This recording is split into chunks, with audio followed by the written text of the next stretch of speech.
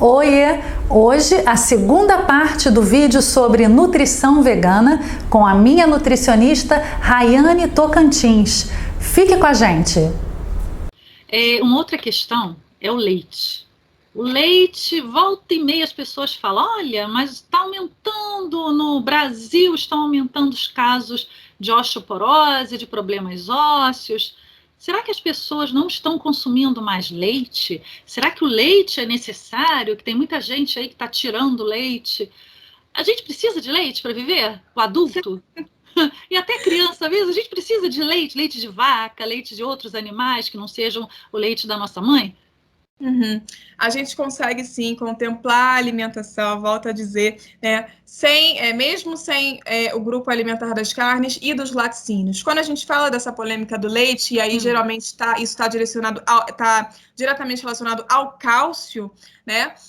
Lembrando que existem outros alimentos, fontes de cálcio também, que a gente consegue contemplar na alimentação. Sim. Vou dar alguns exemplos para ficar prático, né? Como o tofu, vegetais verdes escuros, amêndoas. O gergelim é uma fonte de cálcio também muito interessante.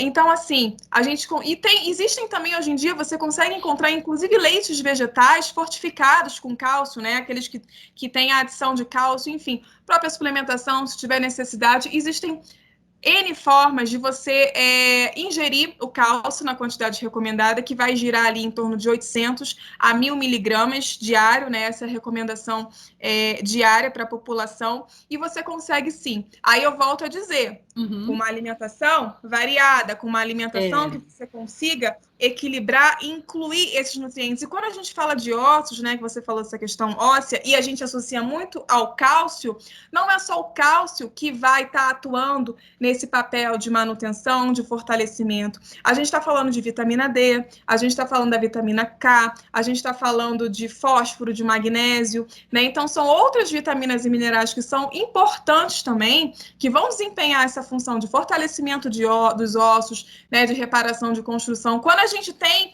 uma alimentação mais carente, ou então, às vezes, até dependendo de certos alimentos que a gente consome, a gente começa a quê? Se a gente não está tendo essa alimentação que contemple, a tirar o cálcio exatamente dos ossos. Então, acontece como se fosse uma descalcificação para poder repor esse mineral. Por isso a importância de uma alimentação que contemple o cálcio, claro, mas como eu falei, outras vitaminas e minerais também. A vitamina D é importantíssima também nesse sentido, não só para essa questão óssea, mas para a imunidade, para a produção de hormônios. Então, a gente está falando, mais uma vez, de uma alimentação equilibrada. E uma alimentação plant-based consegue, sim, contemplar vitaminas e minerais de forma adequada. Sim, sim. E a B12, a vitamina B12? O pessoal fala muito assim, todo vegano tem que suplementar B12. Isso é somente dos veganos? Como é que é isso? Todo vegano tem que suplementar? As outras pessoas que são onívoras precisam suplementar? Fala um pouquinho sobre isso, Rayane, por favor. Sim. A nutrição, ela não é uma ciência exata. Então, assim, é aquela famosa resposta, vai depender. Eu não posso falar sim ou não que todos vão precisar ou que não vão precisar. Sim. Eu avalio cada caso, porque de fato cada caso é um caso. Existe aí uma teoria de que de fato a gente consegue estocar a vitamina B12. Mas às vezes quando a gente vai buscar, enfim, talvez em fontes não confiáveis, como eu falei, existe uma teoria de que a B12 pode ser estocada por X anos, mas aí isso é muito importante eu aqui estar esclarecendo de que isso é muito relativo, de pessoa para pessoa.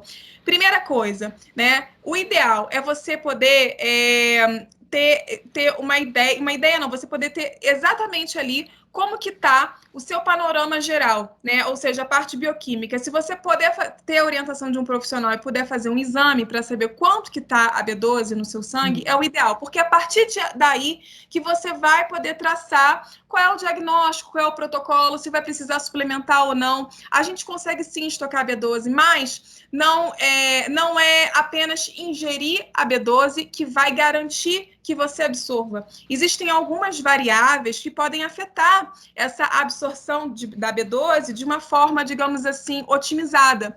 Então, por exemplo, a gente tem o fator intrínseco, né, que vai se ligar à B12 para ajudar na absorção lá no intestino, só que para isso acontecer, o estômago ele precisa estar num pH ideal, um pH ácido, que é o pH do estômago. Então, vou dar um exemplo aqui.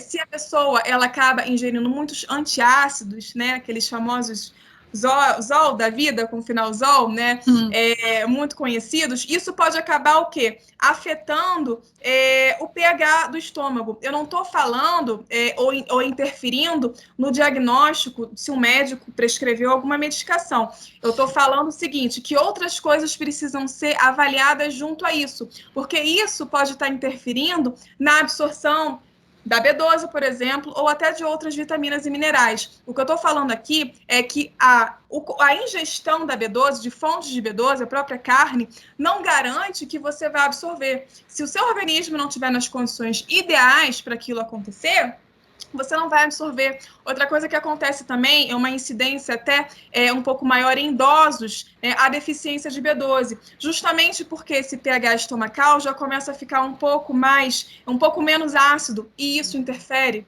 Por isso uma incidência maior também dessa deficiência em idosos, não necessariamente, e mesmo eles consumindo carne, ou seja, não necessariamente mudando a alimentação, né? Então tem, como eu falei, variáveis que podem afetar essa absorção, tá? Às vezes, antes da pessoa fazer uma transição alimentar, ela já estava com a B12 mais baixinha, porque isso vai depender de outros fatores, e aí não é exatamente por conta da exclusão da carne, é por outros fatores. Então a pessoa às vezes faz uma transição e fala, mas eu parei de comer carne agora, então como eu tenho um estoque, eu vou dar mais um tempinho e tudo mais. Como eu falei, não necessariamente. Por isso, o ideal é você avaliar. E outra coisa importante também, quando a gente olha os valores de referência, né, ali nos exames laboratoriais, existem os valores mínimos e existem os valores ótimos, né, que eu gosto de falar, que eu gosto sempre de estar o quê? Com o tanque cheio, fazer a analogia do carro, né? A gente não quer o nosso organismo funcionando ali com um tanque mais ou menos, ou com um tanque baixinho. A gente quer o tanque cheio para funcionar o quê? De forma otimizada, para a gente ter os benefícios das vitaminas, dos minerais, da B12. Então, às vezes, por mais que esteja dentro do valor de referência, não está num valor ótimo, num valor onde a gente vai estar tendo realmente os benefícios daquela vitamina. E aí, como a gente está falando da B12, né, do caso da vitamina B12. Então, sempre procure avaliar, entender que cada caso é um caso. Como eu falei, se você puder procurar a ajuda de um profissional, fazer os exames, ter essa parte bioquímica também associada a toda a outra parte, ao histórico, à alimentação, né, é o ideal, porque a partir de então você vai ver o que é melhor para você. Vão ter casos que vai precisar sim da suplementação, às vezes é uma suplementação para repor uma carência e uma deficiência, às vezes vai ser uma suplementação de manutenção para você manter, tá? Isso vai depender de como que está a alimentação daquela pessoa, do que ela consome, para a partir daí realmente traçar, digamos assim, uma melhor estratégia para aquela pessoa. Sim, então, gente, vamos procurar um apoio nutricional acima de tudo. Se você está em transição, se você tem vontade de virar vegano, virar vegetariano, e mesmo que não seja, apoio nutricional é importante para todos, né, Rayane? Como você falou, que tem pessoas que comem carne e têm problemas, tem pessoas que são vegetarianas e têm problemas. Então, assim, problemas nutricionais, problemas de saúde, não são específicos dos veganos. Porque há um preconceito, Rayane. Às vezes o vegano dá um espirro, sem ser Covid, estou nem falando de Covid, né? Mas assim, dá um espirro, a pessoa já acha assim, você está com o sistema imunológico fraco, também você não come carne, aí vem todo um discurso que não tem nenhum sentido. Depois de ouvir, né, Rayane, depois de ouvir coisas relacionadas, questões relacionadas a uma boa nutrição, a gente vê mais do que nunca que realmente os veganos podem ser saudáveis, sim. Agora, você tem que saber combinar, você tem que saber comer. E saber comer não é um privilégio, não é algo que somente os veganos devem fazer. Todos, carnistas, onívoros, Toda e qualquer pessoa precisa saber comer, senão a pessoa cai nos processados, nos refrigerantes. Gente, vão ficar doentes do mesmo jeito. Então, é preciso selecionar o que a gente ingere. Isso é muito importante. E, novamente, eu quero lembrar, você já compartilhou? Você já ativou o sininho? Já está inscrito? Ó, dá tempo ainda, vai lá. Dá tempo ainda, o vídeo ainda não acabou.